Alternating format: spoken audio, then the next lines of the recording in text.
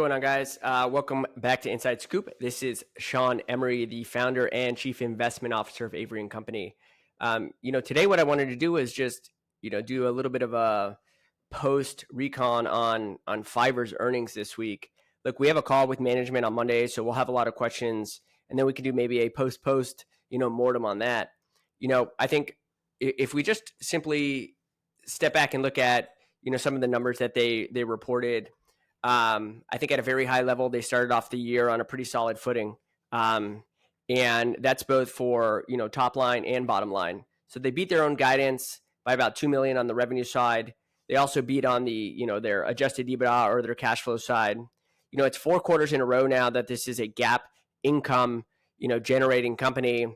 And I think that puts them in a pretty strong place.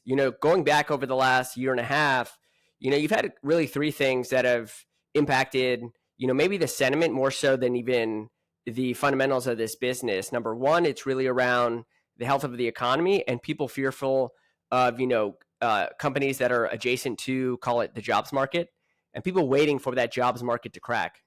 So you look at someone like Fiverr that is sitting in the freelance marketplace, essentially people hiring instead of employees, they're hiring freelancers. What we've seen over time, though, as it relates to that is, if you go back to the history of, call it freelancing or even, temporary work, is that for every downturn, there's an upswing, and every upswing, digital freelancing and freelancing more broadly takes more and more share as it's easier and easier to find kind of these side jobs that then become, much more full-time jobs. But at the same time, work or employees or companies are seeking, non-committal jobs or employees. So I think that's an important distinction for that first part, the economy or the macro side. Number 2 is really around the AI and the concerns around AI impacting, call it freelance work and or creatives and such. And they did a really good job this quarter at articulating many of the positives that we think are layering in on the AI side. So you have things like the announcement that they have 10,000 AI workers on the platform. And, in the grand scheme of things, that's a big number. We'll get more information on exactly the definition of that. But you can imagine, they have various categories, 30, 40, 50 categories of AI services on the platform. They could basically just look through that and, basically quantify how many individuals, fit within those categories. And I assume that's the number. But net, I made a post on X, and my handle's @_ Sean, SEAN David. So @_ Sean David, where I post a lot about this stuff. But it's really that, it's almost as if, when you think of a digital marketplace for digital services, it's somewhat of a, how people look at consulting firms. If you're looking to understand AI, for example, a lot of these large enterprises will turn to Accenture and many of the others that sit out there and use them as kind of the platform to understand the space, but then also, seek out employees and skills for that. And you can find that on these digital marketplaces much faster and have vetted talent pretty quickly to come on the platform. So again, on the AI space, they said incrementally it added to GMV. GMV from AI services grew 95% year over year. That's off a low base, and that was questioned on the call, but it's still, continuing to progress. Complex services is a third of their GMV today, and GMV, gross merchandise volume or gross payment volume. There's so many different platforms that say them in different ways, but generally the amount of volume that is coming through that platform. Now, the complex services being 1/3, they define complex services as essentially where there's like human intervention that's required to sustain a job. So as jobs become more and more complex, if there's layers to it, then you essentially can assume that that's going to be less sensitive to some of the AI stuff that's happening out there. So that's a third of the marketplace GMV, and then also it's I believe it was growing in the plus 20%. So another factor, as it relates to AI, I think was really around the the they provided kind of an example of one of the buyers on the platform, essentially spending $5,000-$10,000 to build chatbots. So they're basically saying how chatbots are becoming a pretty big part of some of the AI services that are happening on that platform, whether it's setting them up, setting the flow of these chatbots. And we've heard that a lot from other enterprises that have spoken about chatbots being a pretty big part of AI, initial AI use cases here. So again, I think what's happening is that narrative around AI is getting chopped every quarter that goes on. And you could articulate maybe the first thing, the more macro oriented, part of the three layers is really what is still left to take off. The third one is really around Israel.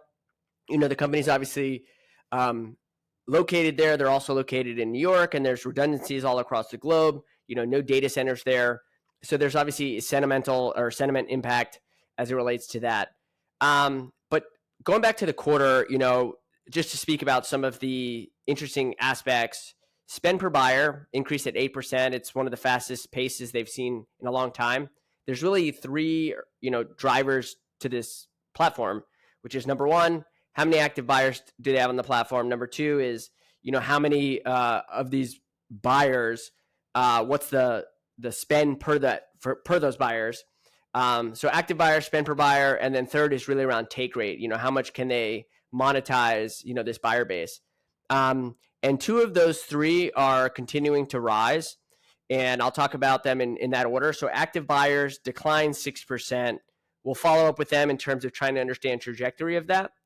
But active buyers declining, it's one is macro, but two is on purpose. They're trying to move up market.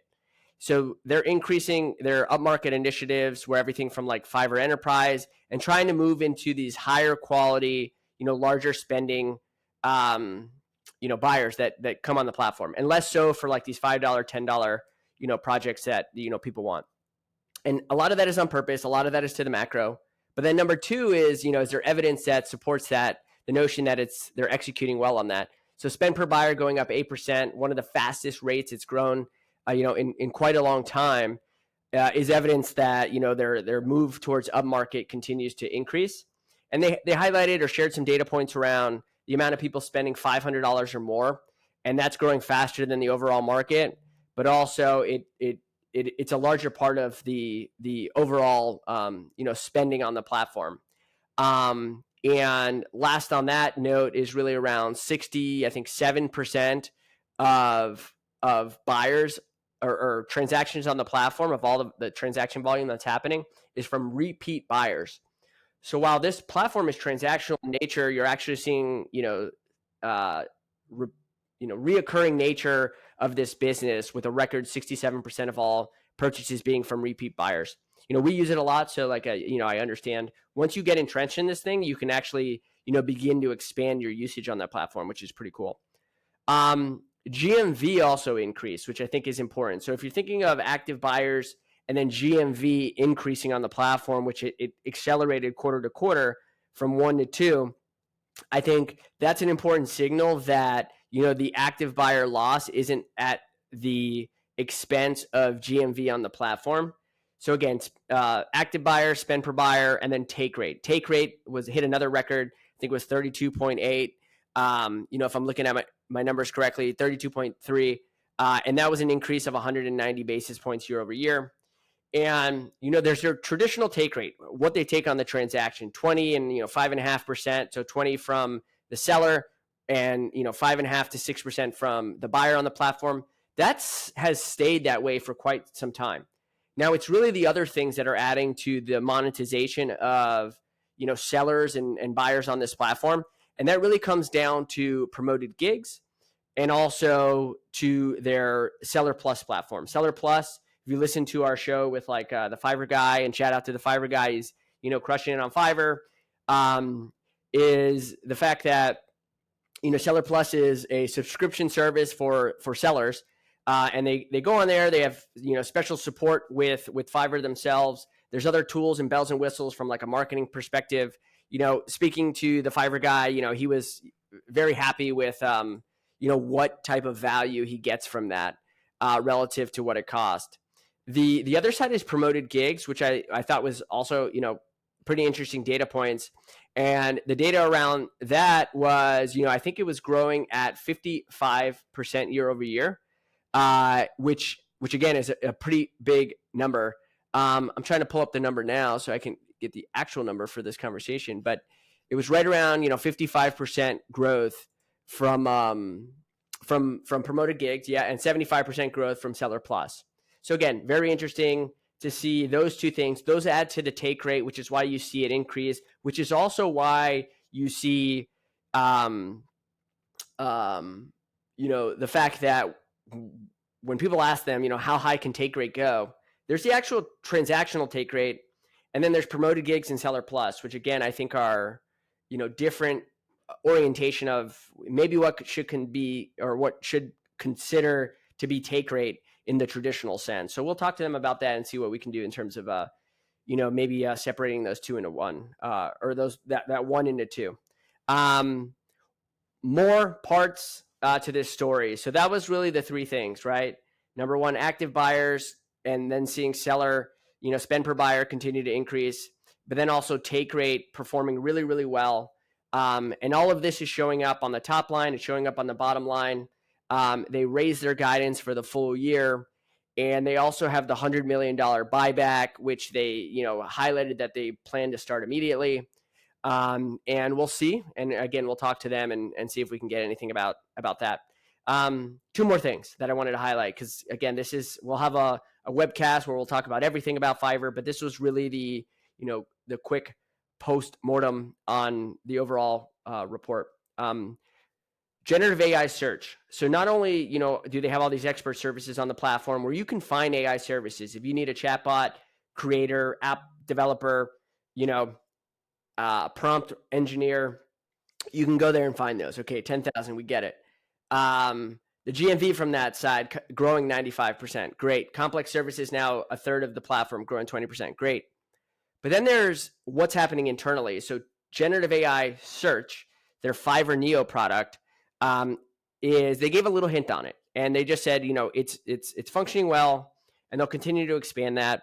When people use it, what's happening is they're seeing 3x conversion of somebody querying for some sort of job, and converting to then obviously engage with that seller, 3x I guess from the normal search.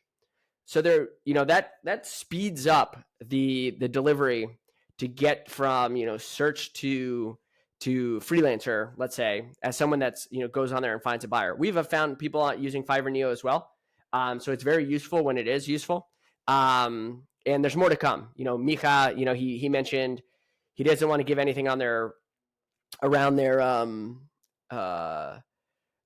upcoming summer product launches, but I expect some pretty interesting stuff really around AI, number one, and then number two around the whole ecosystem, which more to come on our webcast that we have, but like the agency side, and I have more to ask them on Monday, so we'll have more to talk about. But I think them leaning into agencies and having agency sellers on this platform could be a big deal. We saw that with Wix, and again, Wix is they're kind of close to each other internally.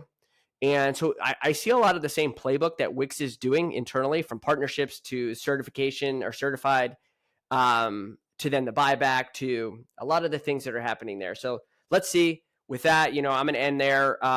We'll be back, next week. We just had the Dutch Bros Starbucks earnings kind of, competition and /